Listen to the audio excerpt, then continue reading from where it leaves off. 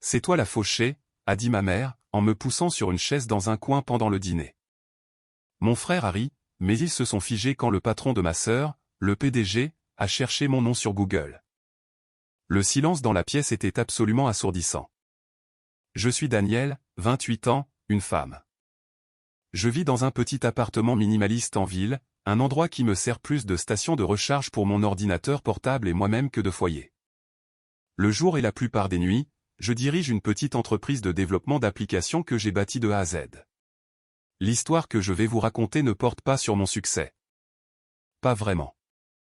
Elle porte sur la soirée où ma famille, qui me considérait comme un échec total, m'a enfin vu pour ce que je suis, et sur le silence dévastateur qui a suivi. Avant que cette histoire ne se déroule, j'aimerais beaucoup échanger avec vous. S'il vous plaît, dites-moi dans les commentaires d'où vous regardez et quelle heure il est dans votre coin du monde. C'est incroyable de voir jusqu'où ces histoires peuvent voyager. L'invitation était arrivée par un message groupé de ma mère, Elina, une semaine auparavant. C'était un bloc de texte, dépourvu de toute chaleur réelle, annonçant un dîner de célébration pour ma sœur cadette, Jessica. Elle venait de réussir l'examen du barreau du premier coup, un exploit que ma mère avait diffusé à tous les parents éloignés et anciens voisins qu'elle pouvait trouver sur les réseaux sociaux. Le dîner devait avoir lieu chez Victoria's, un restaurant italien haut de gamme plus connu pour sa carte des vins intimidante et ses prix élevés que pour sa cuisine. C'était, en bref, le genre d'endroit préféré de ma mère, un lieu conçu pour la performance. Je savais que ma présence n'était pas facultative. C'était une représentation obligatoire pour ma famille. Les apparences étaient tout. Et l'apparence d'une cellule familiale heureuse et prospère était la plus importante de toutes. Même si l'un de ses composants, moi, était considéré comme défectueux. J'ai passé la journée du dîner dans un état d'angoisse sourde. Ce n'était pas que je n'étais pas fier de Jessica. Je l'étais, sincèrement. Elle avait travaillé incroyablement dur, consacrant 3 ans de sa vie aux exigences exténuantes de la faculté de droit. Le problème n'était pas le succès de Jessica. C'était la façon dont ma famille l'utilisait comme une aune à laquelle mes propres échecs perçus étaient mesurés. Mon frère Marc était un agent immobilier qui, malgré une voiture tape à accent grave-l'œil et des costumes coûteux, était toujours entre de grosses affaires. Ma mère, une enseignante à la retraite, voyait le monde selon une hiérarchie rigide de professions respectables, médecin, avocat, ingénieur. Ma voie choisie, créer une entreprise technologique depuis mon appartement exigu avec rien d'autre qu'un ordinateur portable et une idée, lui était incompréhensible. Ce n'était pas un vrai travail. C'était un passe-temps, une phase que je traversais avant de reprendre inévitablement mes esprits et de trouver un emploi stable et respectable avec une retraite. Le fait que je m'habille en jean et sweatshirt à capuche, que je travaille à des heures irrégulières et que je n'ai pas de bureau d'angle avec un meuble en acajou ne faisait que confirmer leurs soupçons. J'étais le mouton noir de la famille, l'âme créative mais égarée qui se cherchait encore à la fin de la vingtaine. En me préparant, j'ai choisi ma tenue avec soin, sachant qu'elle serait scrutée. J'ai opté pour une robe noire simple et élégante, bien coupée mais discrète. Elle était chère, mais sa qualité résidait dans le tissu et la coupe, pas dans un logo tape à accent grave-l'œil. Je l'ai assortie de bijoux simples et de chaussures plates, un choix pratique que je savais que ma mère interpréterait comme un manque d'effort. Elle préférait le style de Jessica. Des robes de marque aux couleurs vives et des talons qui la faisaient dominer tout le monde. En me regardant dans le miroir, j'ai vu une femme bien dans sa peau, mais je savais que ce n'était pas ce que ma famille verrait. Ils verraient la simplicité. Ils verraient la fauchée. Entrer chez Victoria's, c'était comme monter sur scène. Le restaurant était faiblement éclairé, avec de lourds rideaux de velours et des nappes blanches qui semblaient absorber tout son, créant une atmosphère feutrée et respectueuse. Ma famille était déjà assise à une grande table ronde dans une alcôve semi-privée. Ma mère, Elina, était assise en bout de table, la posture droite comme un i, une reine inspectant sa cour. Mon frère, Marc, était à sa droite, faisant déjà tourner un verre de vin rouge et riant un peu trop fort. Jessica, l'invitée d'honneur, était à côté de lui, rayonnante mais légèrement nerveuse. Et à côté d'elle se trouvait un homme que je ne reconnaissais pas, plus âgé, avec des yeux vifs et intelligents et un costume impeccablement taillé. Ce devait être son patron, l'associé principal dont elle avait parlé. La dernière place, une chaise à l'allure temporaire coincée entre le mur et ma mère, était clairement pour moi. J'ai pris une profonde inspiration et je me suis approché de la table. Désolé, Je suis un peu en retard, ai-je commencé, essayant d'insuffler un peu de gaieté dans ma voix. La circulation était. Ma mère m'a coupé avant que je puisse finir. Ses yeux m'ont balayé, une lueur de désapprobation en eux lorsqu'ils se sont posés sur mes chaussures plates. Daniel, tu es là. Ce n'était pas un salut. C'était une accusation. Nous avons déjà commandé les entrées. Ne t'attends pas à une vraie place. Tu n'es que la fauchée. Elle a fait un geste dédaigneux vers la chaise à l'air triste qui avait été ajoutée à la hâte à la table. Nous avons dû ajouter un couvert, fais vite. Les mots sont restés suspendus dans l'air, vifs et froids. Quelques personnes à une table voisine ont jeté un coup d'œil. L'homme que je ne connaissais pas, le patron de Jessica, a levé les yeux de son menu, son expression illisible. Jessica a rougi, une vague rose montant le long de son cou. Elle a ouvert la bouche pour dire quelque chose, peut-être pour me défendre, mais Marc l'a devancé. Il a souri, ce sourire familier et condescendant qu'il avait perfectionné depuis notre enfance. Attention, dit-il assez fort pour que toute l'alcôve l'entende.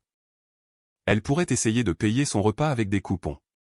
Il a laissé échapper un rire bref et sec, et quelques-uns de mes cousins assis plus loin ont ricané avec lui, désireux de rester dans les bonnes grâces de ma mère. Le rire a été comme un coup physique. Ce n'était pas seulement les mots. C'était la cruauté désinvolte, la performance publique de mon humiliation. C'était mon rôle dans le drame familial, la morale de l'histoire, celle que tout le monde pouvait mépriser pour se sentir mieux. Mon succès leur était invisible car il ne venait pas avec les attributs qu'ils comprenaient. Je n'avais pas de titre de poste prestigieux dans une grande entreprise. Je ne conduisais pas de voiture de luxe. Je vivais simplement parce que je réinvestissais chaque euro disponible dans mon entreprise, la faisant croître, la développant, me préparant à un avenir qu'ils ne pouvaient même pas imaginer. Pour eux, ma vie simple n'était pas un choix. C'était un échec. Je suis resté là un moment, la chaleur montant à mes joues. Chaque instinct me criait de faire demi-tour, de sortir et de ne jamais regarder en arrière. Mais c'est ce qu'ils attendaient. Ils s'attendaient à ce que je sois faible, que je m'effondre sous leur jugement. Et puis il y avait Jessica. Malgré son silence, je pouvais voir le conflit dans ses yeux. C'était sa soirée, et je n'allais pas la gâcher en faisant une scène. Et plus que cela, un nouveau sentiment prenait racine sous la blessure et la colère, une détermination froide et dure. Il voulait une performance. Très bien, je leur en donnerai une, mais ce ne serait pas celle à laquelle ils s'attendaient.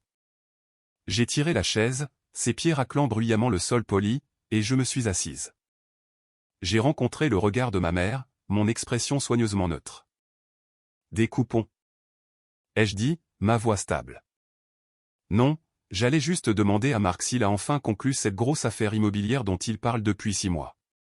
Le sourire a disparu du visage de Marc. Les lèvres de ma mère se sont amincies en une ligne serrée. Les rires se sont tus. Un silence tendu s'est abattu sur la table. C'est dans ce moment de silence que Jessica, désespérée de briser la tension, a rapidement fait les présentations. « Maman, Marc, tout le monde, dit-elle, sa voix un peu trop enjouée. Voici mon patron, Monsieur Chen. Monsieur Chen, voici ma famille. Ma mère, Elina, mon frère, Marc, et ma sœur, Daniel. » Monsieur Chen a hoché la tête poliment, son regard s'attardant sur moi une fraction de seconde de trop. Il y avait une lueur de quelque chose dans ses yeux, de la curiosité peut-être. Il avait été témoin de tout l'échange, de la cruauté désinvolte et de ma tranquille défiance. La scène était plantée, les acteurs étaient en place, mais le scénario de la soirée était sur le point d'être complètement réécrit. La conversation du dîner a commencé, ou plutôt redémarré, avec une énergie forcée et cassante. Ma mère, passée maître dans l'art de ramener les conversations à ses sujets de prédilection, a immédiatement commencé à couvrir Jessica d'éloges. « David, dit-elle en s'adressant à Monsieur Chen avec une familiarité déplacée. Nous sommes tellement immensément fiers de notre Jessica. Elle a toujours été la plus brillante, toujours première de sa classe. Nous savions qu'elle était destinée à de grandes choses, contrairement à d'autres. » Le d'autres est resté en suspens, mais tous les regards à table, y compris celui de Monsieur Chen, se sont tournés vers moi une fraction de seconde. Je me suis concentré sur la découpe méticuleuse d'un morceau de calamar, refusant de leur donner la satisfaction d'une réaction. J'avais appris il y a longtemps que la seule façon de survivre à ces réunions de famille était de construire une forteresse d'indifférence autour de moi. Marc, s'étant remis de ma pique précédente, a sauté sur l'occasion, désireux de réaffirmer sa position. Absolument. Le droit est une vraie profession. Stabilité, respect. Ce n'est pas comme bricoler des ordinateurs dans sa chambre. Il a fait un geste vague dans ma direction. Monsieur Chen a offert un sourire évasif. Jessica est une collaboratrice très prometteuse. Elle a un brillant avenir. Ses louanges étaient professionnelles, mesurées, mais ma mère et mon frère les ont prises comme une confirmation retentissante de leurs croyances. Ils rayonnaient, se pavanant comme s'ils avaient eux-mêmes réussi l'examen du barreau. Le repas entier est devenu une pièce de théâtre intitulée « La merveilleuse famille réussit -1 ». Ils ont raconté les exploits académiques de Jessica, de sa victoire au concours d'orthographe de CE2 à son diplôme avec la mention summa cum laude.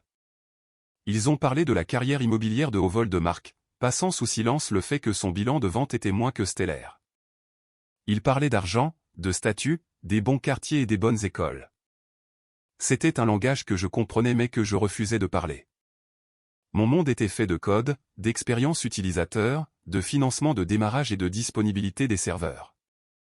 C'était un monde à bien des égards plus réel et plus impactant que le leur. Mais parce qu'il manquait d'une réalité physique au bureau en acajou, il était rejeté. De temps en temps, un commentaire était lancé dans ma direction. Une petite grenade d'agression passive conçue pour me remettre à ma place. « Daniel, tu es si silencieuse. Tu travailles toujours sur ton petit site web ?» a demandé ma tante Carole de l'autre côté de la table. C'est une entreprise de développement d'applications, Carole, l'ai-je corrigé gentiment. Oh, c'est vrai. Une application, comme pour les jeux, a-t-elle demandé, son-on la faisant paraître aussi frivole que possible. Avant que je puisse expliquer, Marc est intervenu. Ne t'inquiète pas, Daniel. Quand une de mes grosses commissions tombera, je t'engagerai pour me construire un site web, te donner du vrai travail de portfolio. La table a ricané. L'implication était claire. Mon travail n'était pas réel. C'était de l'entraînement. C'était un jeu d'enfant. J'ai mangé mon risotto en silence, laissant leurs mots glisser sur moi. C'était un sentiment familier, cette impression d'être une étrangère dans ma propre famille. C'était comme ça depuis des années. Quand j'ai abandonné mon prestigieux programme d'école de commerce à un semestre de la fin, ils avaient été horrifiés. J'ai essayé d'expliquer que j'avais une idée, une vision pour une entreprise qui ne pouvait pas attendre. Je leur ai dit que les choses que je devais apprendre n'étaient plus dans les manuels. Ils n'ont pas entendu vision, ils ont entendu lâcheuse. Ils m'ont vu échanger un chemin garanti vers un emploi d'entreprise à 6 chiffres contre un pari. Et dans leur monde averse au risque, c'était le péché ultime. Ils n'ont jamais posé de questions sur les détails de mon entreprise. Ils n'ont jamais posé de questions sur mes clients, mes revenus ou ma croissance. Ils m'ont simplement classé dans la catégorie déception et sont passés à autre chose. L'ironie était que le capital de départ pour mon entreprise provenait de mes propres économies. De l'argent que j'avais gagné grâce à des bourses et des emplois à temps partiel pendant l'université. De l'argent qu'ils supposaient que j'avais dilapidé. J'avais vécu frugalement, non pas parce que j'étais fauché, mais parce que je construisais quelque chose. Chaque euro que je ne dépensais pas pour une voiture de luxe ou des vêtements de marque était une brique dans les fondations de mon avenir. Alors Daniel, que faites-vous exactement? La question venait de Monsieur Chen. Sa voix était calme, tranchant avec le bavardage autosatisfait. La table s'est tue. Tous les yeux se sont tournés vers moi. C'était une question sincère, mais venant de lui, un homme au statut et au succès évident, cela ressemblait à un test.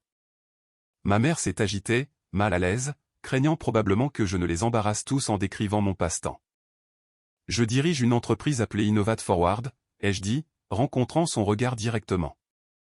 Nous concevons et construisons des applications mobiles sur mesure pour les entreprises. Marc a ricané. Donc, tu fais des jeux pour téléphone?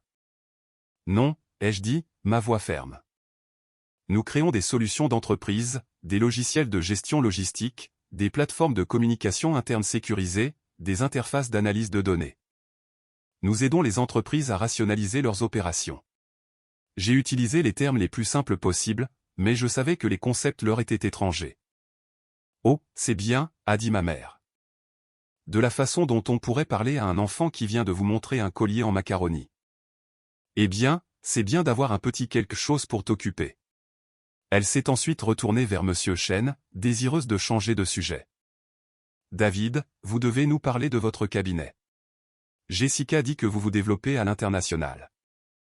La conversation a dévié, me laissant une fois de plus en périphérie, mais quelque chose avait changé. Monsieur Chen ne s'est pas immédiatement lancé dans un monologue sur son cabinet. Il est resté silencieux un moment, son regard pensif. Il m'avait observé. J'ai réalisé qu'il n'observait pas seulement la dynamique familiale. Il les évaluait. Il avait entendu leurs commentaires dédaigneux, leur ton condescendant. Il m'avait vu encaisser les coups sans broncher. Contrairement à ma famille, qui ne voyait que ce qu'elle voulait voir, il était une variable inconnue. C'était un homme qui se fiait aux faits et aux preuves, et les preuves devant lui, ma façon de me comporter, ma façon de parler de mon travail, aussi brièvement soit-il, ne semblait pas correspondre au récit familial de moi étant la fauchée. Je l'ai regardé sortir subtilement son téléphone, le plaçant sur ses genoux sous la table. L'écran brillait faiblement. Il a tapé quelque chose, son pouce se déplaçant rapidement sur le verre. Puis il l'a rangé. C'était une action petite, presque imperceptible, mais elle a envoyé une onde de malaise en moi. Que venait-il de faire? Les piques, les insultes, la cruauté désinvolte. J'y étais habitué. Mais le sentiment d'être vraiment vu, surtout par un homme de son calibre, était quelque chose de tout à fait nouveau. Et c'était bien plus terrifiant que n'importe quelle insulte que mon frère pourrait jamais me lancer. Le plat principal est arrivé, offrant une distraction temporaire. Les serveurs s'affairaient autour de la table, plaçant des assiettes de raviolis au homard devant ma famille.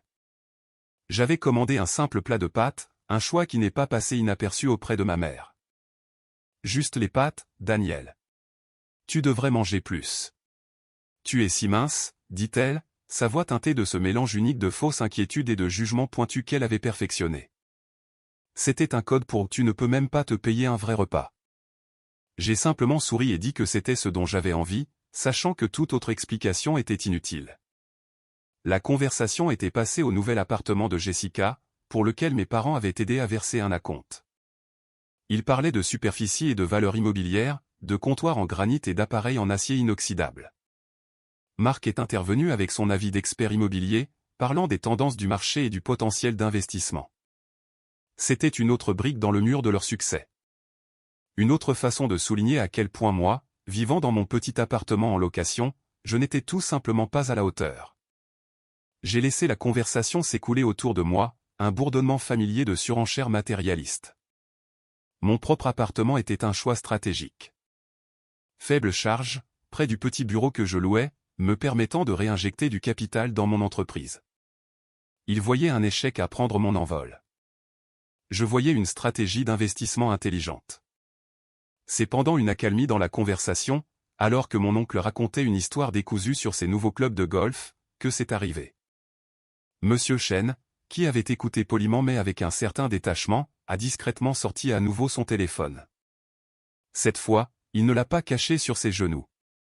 Il l'a posé sur la table à côté de son assiette, orientant l'écran légèrement à l'opposé de Jessica, mais directement dans mon champ de vision si je choisissais de regarder.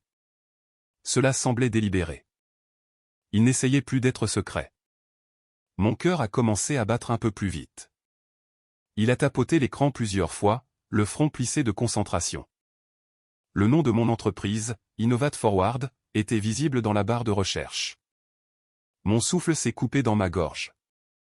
Il me cherchait. Il ne se contentait pas de croire ma famille sur parole. Il faisait ses propres vérifications. Les résultats de la recherche ont dû se charger rapidement. Je l'ai vu faire défiler une fois, puis une autre. Son expression, qui avait été d'une neutralité polie toute la soirée, a commencé à changer. Ses sourcils se sont légèrement levés. Ses lèvres se sont entr'ouvertes en un O silencieux, presque imperceptible. Il a cliqué sur un lien. Je ne pouvais pas voir ce que c'était, mais sa concentration s'est intensifiée. Il faisait défiler plus lentement maintenant, lisant. 1 minute est passée, puis 2. La table était toujours absorbée par l'histoire de golf de mon oncle, inconsciente du drame silencieux qui se déroulait. J'ai essayé de me concentrer sur mes pattes, mais mes mains étaient moites.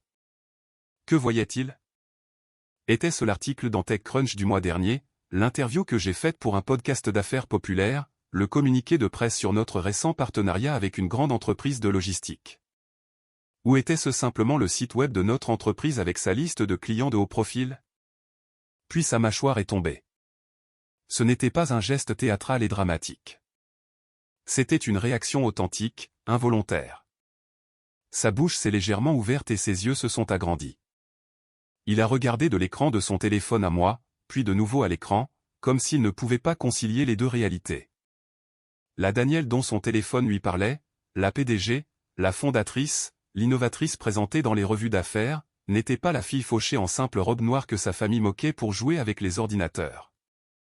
Il m'a regardé, et dans ses yeux j'ai vu une compréhension naissante si profonde qu'elle en était presque comique. Il voyait tout, les remarques condescendantes, le ton dédaigneux, mon endurance tranquille. Tout s'est mis en place pour lui. Il a dû faire un petit bruit, une inspiration, car ma mère, qui avait enfin remarqué que mon oncle avait terminé son histoire, s'est tournée vers lui. « Est-ce que tout va bien, David ?» a-t-elle demandé, sa voix dégoulinant d'une sollicitude d'hôtesse. Monsieur Chen a semblé sortir d'une transe. Il a levé les yeux, son regard balayant la table, l'expression suffisante de ma mère, le sourire arrogant de Marc. Il a regardé Jessica, qui l'observait avec un froncement de sourcils inquiet, puis il m'a regardé à nouveau. Il a ouvert la bouche pour parler, mais aucun mot n'est sorti. Il a juste, lentement, délibérément, posé son téléphone face contre table. Le geste était plus fort que n'importe quel cri. Le claquement sec et soudain du verre sur le bois a traversé le bourdonnement du restaurant. Tout le monde à table a cessé de parler. Mon oncle, qui s'apprêtait à se lancer dans une autre histoire, s'est figé avec un graissin à mi-chemin de sa bouche. Mon frère Marc a baissé son verre de vin. Le sourire de ma mère a vacillé. Tous les yeux se sont tournés vers Monsieur Chen. L'air, qui avait été rempli de leur bavardage suffisant, était soudainement épais d'un silence lourd et anxieux. Il ne savait pas ce qui venait de se passer, mais il sentait un changement sismique dans la dynamique du pouvoir de la pièce. Il pouvait sentir le sol bouger sous leurs pieds. La table est devenue silencieuse comme la mort. L'homme qu'ils avaient essayé d'impressionner toute la nuit, le symbole du succès qu'ils convoitaient si désespérément, regardait l'échec désigné de la famille avec une expression de choc total et absolu. Et à ce moment-là, ils ont su. Ils ont su qu'ils avaient fait une terrible, terrible erreur. Le silence s'est étiré pendant ce qui a semblé une éternité. C'était un nouveau type de silence, non pas la pause confortable entre les conversations, mais une couverture de tension lourde et suffocante. Les membres de ma famille échangeaient des regards confus et nerveux.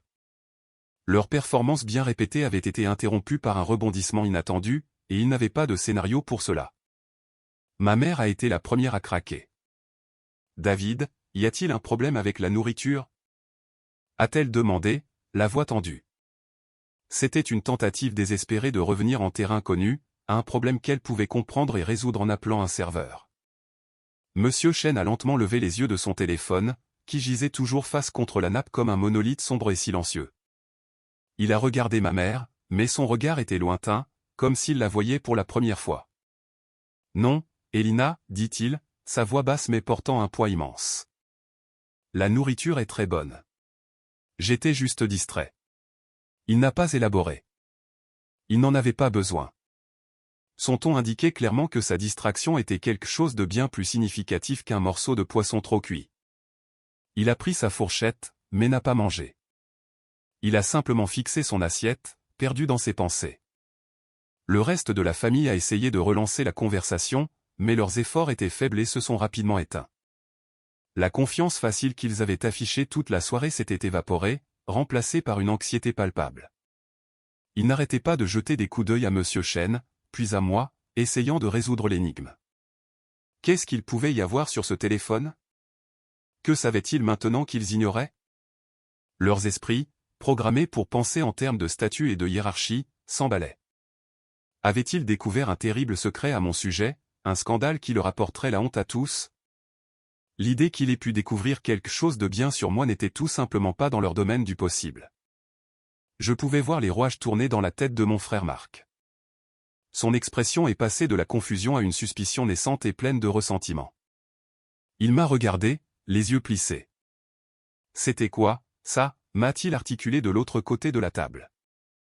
J'ai juste fait un minuscule signe de tête presque imperceptible et j'ai baissé les yeux sur mon assiette, mon cœur battant la chamade contre mes côtes. Cela se passait plus vite que je n'aurais jamais pu l'imaginer. Je n'avais aucun plan, aucune stratégie. J'étais juste une spectatrice du drame de ma propre vie. Monsieur Chen a finalement rompu son silence. Il s'est éclairci la gorge et s'est tourné vers moi, ignorant complètement ma mère et mon frère. Son attitude avait complètement changé. L'air poli et légèrement détaché d'un patron à un dîner de famille d'un subordonné avait disparu. Il me regardait maintenant avec le regard concentré et analytique d'un PDG évaluant un père. Daniel, dit-il, et la façon dont il a dit mon nom était différente. Il contenait une nouvelle résonance, une note de respect que je n'avais jamais entendue de personne à cette table. Innovate Forward. C'est votre entreprise. J'ai lu à ce sujet. Il y a eu un article dans Forbes il y a quelques mois, n'est-ce pas? Le disrupteur silencieux qui change les solutions d'entreprise. Chaque mot était une fléchette parfaitement ciblée, perforant les égos gonflés de ma famille. Forbes, le nom seul était un texte sacré dans leur monde. On pouvait voir le choc s'inscrire sur leur visage. C'était une réaction physique. Le dos de ma mère s'est raidi.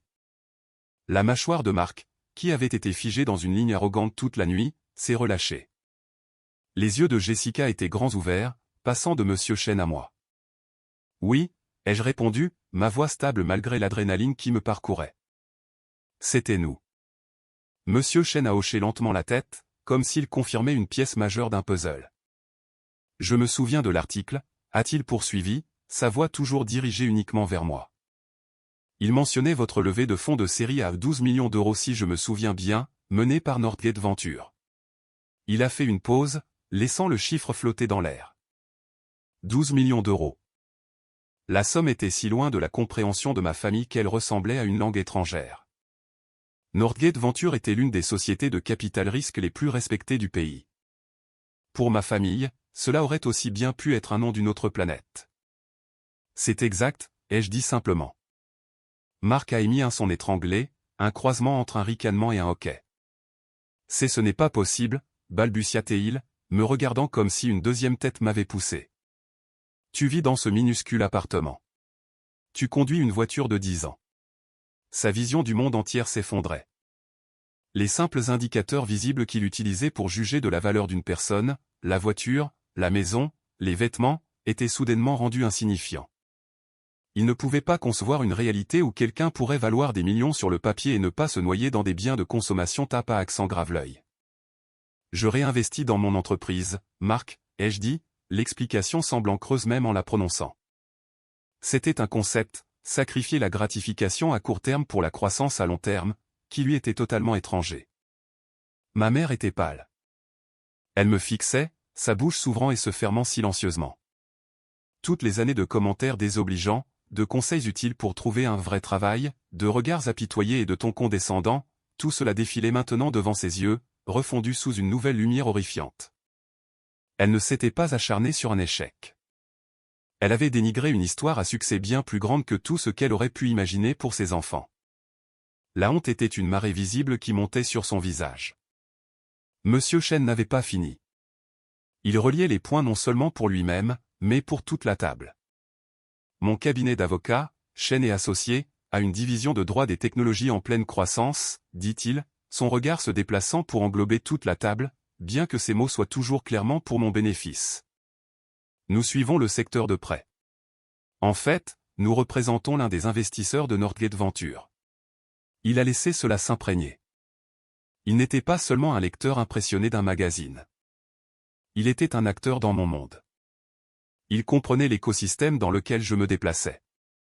Le nom de Daniel Evans, a-t-il dit, en utilisant mon nom complet, est apparu. Fondatrice et PDG, actionnaire majoritaire unique, je crois. J'ai juste hoché la tête, incapable de parler. La validation était écrasante. Voici cet homme puissant et respecté, devant toute ma famille, exposant la vérité de ma vie, une vérité que j'avais renoncé à leur expliquer il y a longtemps. Le dernier point était connecté. L'image était complète. Je n'étais pas la fauchée. Je n'étais pas la morale de l'histoire. J'étais la personne la plus prospère à table. Et pour la première fois de ma vie, ils le savaient tous. L'atmosphère n'était plus simplement silencieuse.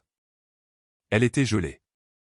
Ce qui a suivi n'a pas été une explosion, mais une implosion. Ma famille n'a pas crié ni exigé de réponse. Ils se sont simplement effondrés sur eux-mêmes, écrasés par le poids de la révélation. L'énergie vibrante et bruyante qui avait rempli l'alcôve à peine 30 minutes plus tôt avait été aspirée dans un trou noir de leur propre fabrication. Maintenant, il n'y avait que le cliquetis silencieux des couverts sur les assiettes alors que Monsieur Chen et moi continuions à manger. Tous les autres semblaient avoir perdu l'appétit. Ma mère, Elina, était la plus visiblement affectée. Elle était assise droite comme un i, les mains crispées sur ses genoux. Son visage, habituellement si animé de jugement et de fierté, était un masque de pierre, illisible. Mais je pouvais voir la panique dans ses yeux. C'était une femme dont toute l'identité était construite sur une hiérarchie sociale soigneusement élaborée, et elle venait de découvrir qu'elle avait placé la reine de l'échiquier à la place du pion. Le calcul social de tout cela tournait sans aucun doute dans sa tête. Comment pouvait-elle recalibrer? Comment pouvait-elle présenter cela? La nature publique de l'humiliation, devant le puissant patron de Jessica, était le cauchemar ultime pour elle. Elle avait été exposée non seulement comme cruelle, mais comme une idiote. Mon frère Marc était une étude de rage impuissante. Il me fusillait du regard alternativement, puis regardait son steak à moitié mangé, le poignardant avec sa fourchette. Son arrogance était un bouclier, et ce bouclier venait d'être brisé. Tout son sentiment de supériorité sur moi était basé sur un mensonge qu'il avait aidé à créer. Toutes ces vantardises sur les grosses affaires et les commissions sonnaient maintenant comme les divagations pathétiques qu'elles étaient, surtout dans le contexte d'une levée de fonds de 12 millions d'euros. Lui, le succès autoproclamé, venait d'être démasqué comme un petit joueur en présence d'une véritable réussite. Le sourire avait disparu, remplacé par une moue maussade et pleine de ressentiment. Il ne pouvait pas me regarder dans les yeux. Jessica, ma sœur, était prise au milieu. Elle avait l'air horrifiée, mais son horreur semblait provenir plus de l'empathie que de la honte sociale. Elle n'arrêtait pas de me regarder, ses yeux remplis d'un mélange d'admiration et de culpabilité. « Daniel » a-t-elle murmuré mon nom à travers la table lorsque Monsieur Chen a été brièvement distrait par un serveur. « Pourquoi ne nous as-tu rien dit ?» La question était si absurde, si complètement inconsciente des années de dédain que j'ai failli rire. Leur dire. J'avais essayé de leur dire il y a des années. J'avais essayé d'expliquer ma passion, mon plan d'affaires, mes premiers succès, mais ils n'avaient pas écouté. Ils m'avaient tapoté la tête et m'avaient dit de trouver un vrai travail. Ils ne voulaient pas l'entendre à l'époque, alors j'avais simplement cessé d'essayer. Vous n'avez jamais demandé, ai-je répondu doucement. Et la simple vérité de cette déclaration a semblé l'atteindre avec une force surprenante. Elle a tressailli comme si je l'avais frappée. C'était vrai. Ils n'avaient jamais demandé, pas une seule fois. Ils avaient été si satisfaits de leur récit de mon échec qu'ils n'avaient jamais pris la peine de chercher des preuves du contraire. Le reste du repas s'est déroulé dans un silence tendu et angoissant. Monsieur Chen, sentant peut-être qu'il avait lâché une bombe et qu'il devait maintenant prendre du recul, m'a engagé dans une conversation calme et professionnelle. Il m'a posé des questions sur les défis de la mise à l'échelle d'une entreprise technologique, sur ma philosophie de la conception centrée sur l'utilisateur, sur l'avenir de l'intégration de l'IA dans la logistique. Il me parlait comme à une égale, une contemporaine. Le reste de la table a été forcé de s'asseoir et d'écouter une conversation qu'il ne pouvait pas comprendre, menée dans un langage de succès qu'il ne parlait pas. C'était, ai-je réalisé, la vengeance la plus extraordinairement douloureuse et appropriée que j'aurais pu imaginer, et je ne l'avais même pas planifiée. Mon existence même, vue sous le bon angle, était ma vengeance. Le pouvoir du silence était absolu. Je n'avais pas besoin de jubiler. Je n'avais pas besoin de dire « je vous l'avais bien dit ». Je n'avais pas besoin de lister mes réalisations ou de leur envoyer leurs insultes au visage. Mon silence, mon calme pendant que je discutais d'une levée de fonds de série A avec l'associé principal d'un grand cabinet d'avocats, était plus accablant que n'importe quelle tirade. Cela leur a montré que leurs opinions, leurs validations, leur monde avaient cessé de compter pour moi il y a longtemps. J'avais construit mon succès non pas malgré eux, mais entièrement sans eux. Ils n'étaient pas un facteur dans mon équation et cette prise de conscience, je pouvais le voir, était ce qui les blessait le plus. Ils avaient été rendus insignifiants dans le chapitre le plus réussi de l'histoire de leur propre famille.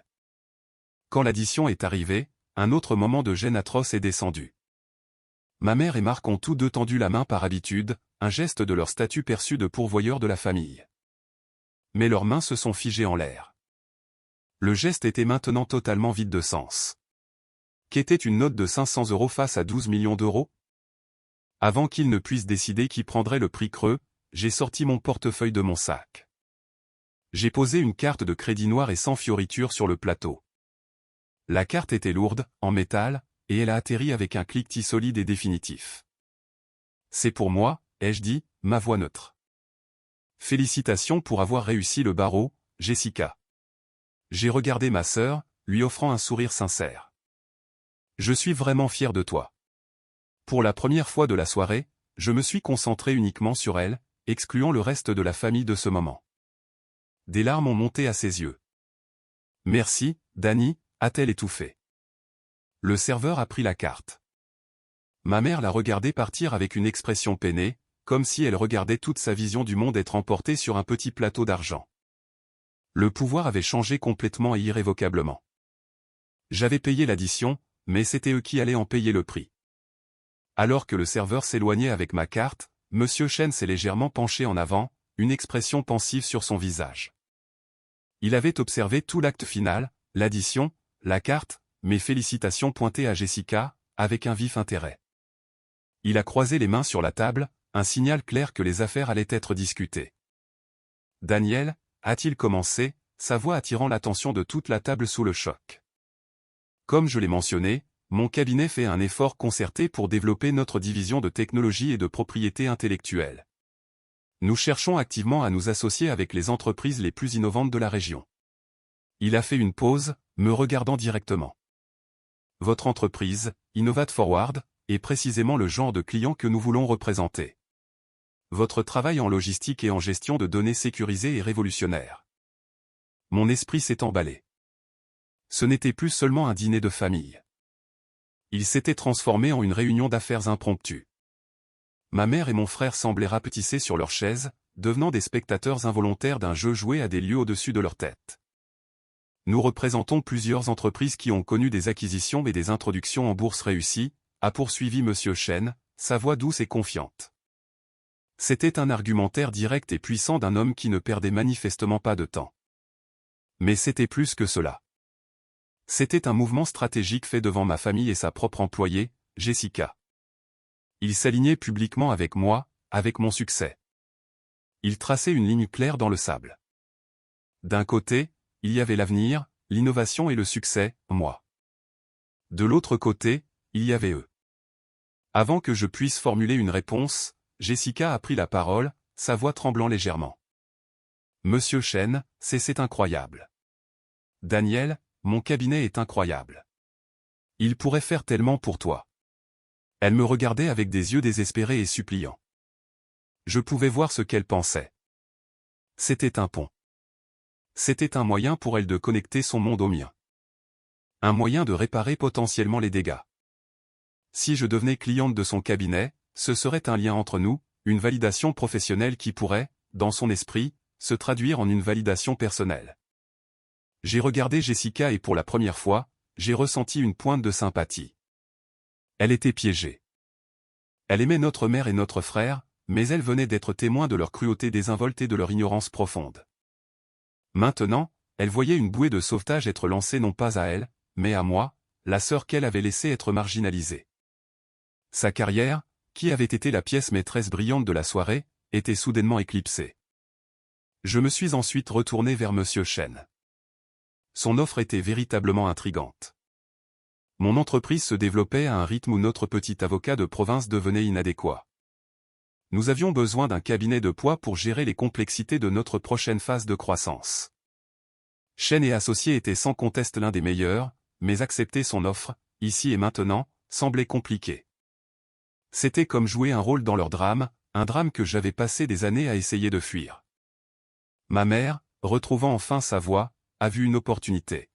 « Oh, Daniel, tu dois accepter », s'est-elle exclamée, son ton une imitation macabre de fierté maternelle. Un partenariat avec le cabinet de Monsieur Chen. Pense à ce que cela signifierait pour Jessica. Tu pourrais aider la carrière de ta sœur. C'était un pivot d'une transparence stupéfiante. Incapable de revendiquer mon succès comme le sien, elle essayait maintenant de l'exploiter au profit de Jessica, tentant de réaffirmer son rôle de matriarche de la famille, la grande facilitatrice. Marc a renchéri, son ton mielleux et opportuniste. Ouais, Danny, gardons ça en famille. Tu serais leur plus gros client. Je parie que tu pourrais obtenir un bureau d'angle pour Jess. Il essayait déjà de comprendre comment mon succès pourrait lui être bénéfique, comment il pourrait profiter de ma réussite. La honte s'était dissipée, remplacée par une ambition avide et désespérée. Leurs paroles ont tout clarifié pour moi. Ils ne comprenaient toujours pas. Ils ne me voyaient pas, moi, Daniel, la personne. Ils voyaient une ressource. Ils voyaient un atout à déployer pour leur propre gain social et professionnel. Mon succès n'était pas quelque chose dont je devais être fier. C'était quelque chose qu'ils pouvaient utiliser. J'ai levé la main et la table s'est de nouveau tue. J'ai regardé Monsieur Chen, reconnaissant l'immense courtoisie professionnelle qu'il me témoignait. Monsieur Chen, ai-je dit, ma voix calme et mesurée. La réputation de votre cabinet est impeccable, et votre offre est très généreuse. Je suis sincèrement honoré que vous considériez Innovate Forward comme un client digne de ce nom. J'ai fait une pause, laissant les mots formels s'installer. Et je lui accorderai la considération qu'elle mérite. Puis j'ai tourné mon regard vers ma famille, vers ma mère, vers Marc, et enfin vers Jessica. Cependant, ai-je poursuivi, ma voix perdant sa politesse d'entreprise pour gagner un ton personnel et tranchant. Ma décision n'aura absolument rien à voir avec le fait de garder ça en famille. Mon entreprise est le résultat de cette année de journée de 16 heures. Elle a été construite sur des nuits blanches, sur des risques financiers que vous avez qualifiés de stupides, et sur une confiance en moi-même quand personne d'autre dans cette famille ne l'avait. J'ai regardé ma mère. Tu m'as appelé la fauchée ce soir devant un invité. Tu ne l'as pas fait pour être drôle. Tu l'as fait pour me blesser et m'humilier parce que mes choix de vie te mettaient mal à l'aise. Je me suis tourné vers Marc. Tu as plaisanté sur le fait que j'utilisais des coupons. Tu as passé des années à dénigrer mon travail comme un passe-temps parce que cela menaçait ton ego fragile d'imaginer que ta petite sœur puisse avoir plus de succès que toi. Enfin, j'ai regardé Jessica. Ma voix s'est adoucie, mais la fermeté est restée. Et toi, Jess, je t'aime, et je suis si fier de toi. Mais tu es restée assise là ce soir, et pendant des années, et tu n'as rien dit. Ton silence était un choix. Il était plus facile de me laisser être le punching ball de la famille que de leur tenir tête. La vérité mise à nu était brutale. Jessica a tressailli, des larmes coulant maintenant sur son visage. Ma mère avait l'air atterrée, une bouffée de colère remplaçant sa pâleur. Marc s'est contenté de foudroyer du regard, la mâchoire serrée. Je me suis levé de table, ma serviette posée proprement à côté de mon assiette. Donc, pour être clair, ai-je dit, ma voix résonnant de finalité. Je prendrai ma décision en me basant sur un seul et unique critère, ce qui est le mieux pour mon entreprise, l'entreprise que j'ai bâtie seule. Je me suis retourné vers Monsieur Chen et lui ai tendu la main. Merci pour cette merveilleuse conversation, Monsieur Chen. Mon assistant contactera votre bureau lundi pour fixer une réunion formelle afin de discuter de votre proposition. Il s'est levé et m'a serré la main, sa poignée ferme. J'attends cela avec impatience, Mademoiselle Evans, a-t-il dit. L'utilisation de mon titre formel, une déclaration finale et définitive. L'offre était sur la table, mais le pouvoir de l'accepter ou de la rejeter, et à quelles conditions, était mien et mien seul. J'étais entré dans le restaurant comme l'échec de la famille. J'en sortais en tant que PDG. Eux devaient supplier pour un rendez-vous. Je suis sorti de chez Victoria's sans un regard en arrière. L'air frais de la nuit était comme un baume sur ma peau, lavant l'atmosphère suffocante du restaurant. Je n'ai pas attendu le voiturier. J'ai simplement marché les quelques rues jusqu'à l'endroit où j'avais garé ma berline fiable de 10 ans, la voiture dont mon frère se moquait si souvent.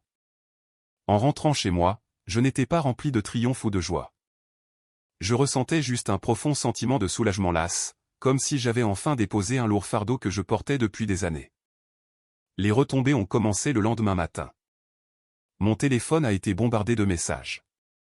D'abord, un long texto décousu de ma mère, Un mélange bizarre de fausses excuses, de justifications et d'un plaidoyer pas si subtil pour que j'engage le cabinet de Jessica.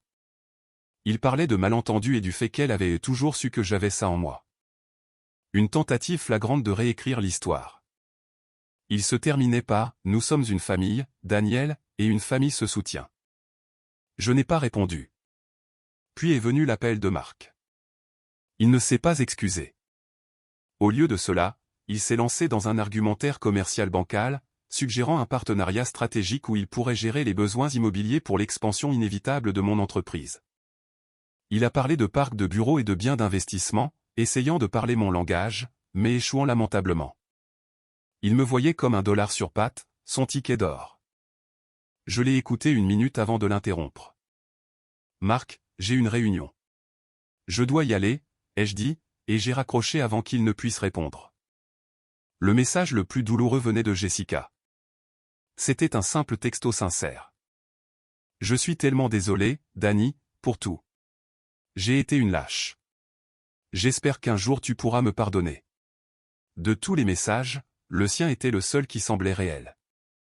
C'était le seul qui reconnaissait la vérité de ce qui s'était passé, pas seulement la nuit dernière, mais pendant des années. Je lui ai envoyé une courte réponse. « J'ai besoin de temps, Jess, mais merci. » 1 semaine plus tard, j'ai eu la réunion chez Chen et Associés. Je n'y suis pas allé seul. J'ai amené mon directeur des opérations et mon avocat principal. Nous avons rencontré M. Chen et 2 de ses meilleurs avocats en propriété intellectuelle. Jessica n'était pas dans la pièce. C'était une réunion professionnelle, approfondie et impressionnante. Ils comprenaient notre modèle économique, nos défis et notre potentiel. Professionnellement, ils étaient le partenaire idéal. À la fin de la réunion, M. Chen m'a raccompagné. « Pour ce que ça vaut, dit-il à voix basse. » J'ai hoché la tête, un étrange mélange de tristesse et de respect pour ma sœur. C'était la première fois qu'elle mettait une véritable limite éthique entre elle et l'emprise de notre famille. C'était un pas. J'ai décidé de retenir le cabinet de M. Chen. C'était la décision commerciale intelligente. Ma loyauté allait à mon entreprise et à mes employés, et ils méritaient la meilleure représentation. Ma décision a envoyé une autre onde de choc à travers ma famille.